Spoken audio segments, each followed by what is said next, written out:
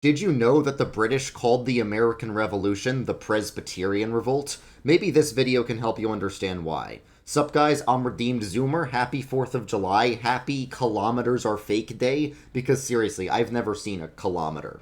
So, today we're going to talk about why America is kind of Presbyterian in its founding. Of course, America's always been a nation of religious freedom. It's never been constitutionally Presbyterian. I'm not saying America's a Presbyterian theocracy or anything, but I do think a lot of the elements that went into the foundation of America were more so Presbyterian than any other religious group. So here are 5 reasons why this is. So, John Witherspoon was the only pastor to sign the Declaration of Independence, and he was a Presbyterian minister. He wasn't just one of the most influential Presbyterians of his time, he was one of the most influential Christians of his time. He was known as America's pastor during the Revolutionary War. He was sort of spiritually guiding the country during that time. And he was also the president of Princeton University. Now, Princeton, as I'm going to talk about later, Princeton was founded by Presbyterians for the purpose of training Presbyterian ministers. And he had a massive influence at Princeton University and over the theology of Princeton, because Princeton for a while had supported sort of like the revival theology of Jonathan Edwards and stuff, but John Witherspoon imported Scottish common sense realism from Scotland to Princeton, because he's from Scotland. And that sort of philosophy defined not just American Presbyterianism, but American religion overall for like the next 200 years. Scottish common sense realism, it's a very common sense and practical philosophy, and that influences how Americans often think about religion. I think it's had both good and bad effects, but the point is that this guy was very, very influential on American religion, and he was Presbyterian, and he signed the Declaration of Independence. Alright, so the second reason is more explicit. It's Lex Rex, which means law is king, or rule of law. This concept comes from a book that was written by this guy, Samuel Rutherford, called Lex Rex. Now, Samuel Rutherford was one of the most important Westminster divines, one of the most important authors of the Westminster Confession. Samuel Rutherford was a Scottish Covenanter, and he was a very high-level scholastic theologian. He was a supralapsarian, he was a Scotist. He believed strongly that baptism saves. He said it's like a hyper-physical means of regeneration. So this guy was like really advanced in his thinking about theology. He was reading through Thomas Aquinas and Duns Scotus and William of Ockham and Suarez and Vasquez, all the Jesuit scholastics. So he really knew this stuff, but he was also very skilled in political philosophy. So this concept of Lex Rex, the idea that law is king, that means the law is above any human kings. So that means if any king disobeys the law, you can disobey the king in order to follow the law. So this was the logical justification for the American Revolution, not just in theory, but they actually used it. They actually appealed to Samuel Rutherford's Lex Rex. Many of them knew about it because many of them were educated Presbyterians who knew about Samuel Rutherford, who had lived about a century earlier.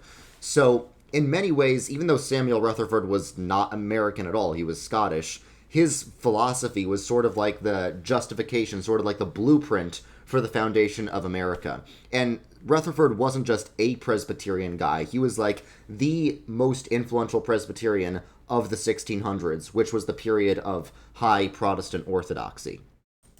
Alright, so the third reason is the Scottish Covenanters in general. So, we know that the American Revolution was in the 1700s. In the 1600s, there were the wars of religion in Britain, where Britain was fighting over whether to be Catholic, Anglican, Presbyterian, or Congregationalist.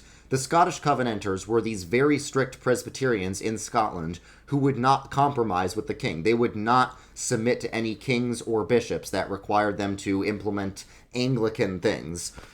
So the Scottish Covenanters had a lot of experience resisting the King of England in the 1600s.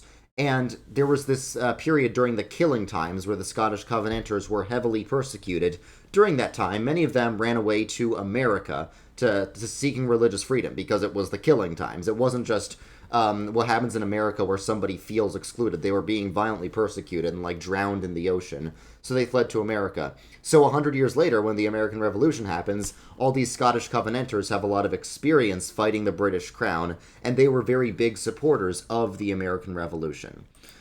Alright, the fourth reason is that the Presbyterian system of government, with its representative democracy and its checks and balances, was very influenced by Presbyterian government. So Presbyterian government is sort of a balance between authority and liberty. Presbyterian government is a hierarchy, but unlike the Catholic or Episcopal Church, it's not a hierarchy from above, it's like a hierarchy from below. It's like a bottom-up hierarchy. But it still is organized and hierarchical. So it resists tyranny from above the way monarchy would, and it resists tyranny from below the way a pure democracy would. It's a representative democracy. The Catholic and Anglican systems of governments function more like a monarchy, with pope, archbishop, bishop, whatever. And the Congregationalist system of government is more like a pure democracy, where the congregation, like the individuals in the congregation, can just vote on things. The Presbyterian system of government is where there are representatives from each congregation that get together in presbyteries to vote on things. It's sort of like the Senate or the House of Representatives, and this was a very clear influence on the Senate and the House of Representatives. It's the most organized form of government. It resists, like I said, the episcopal tyranny from above or the Congregationalist tyranny from below. And this actually did work out in real time. It does tend to form the most stable governments, whether we're talking about nations or churches, because, Europeans make fun of America for being like a new country. But if you're talking about how old the government is, I think America is like the second oldest consistent and continuous government in the world. I think San Marino or something might be older. But I think the American government has stayed like the same government much longer than most of the European governments have.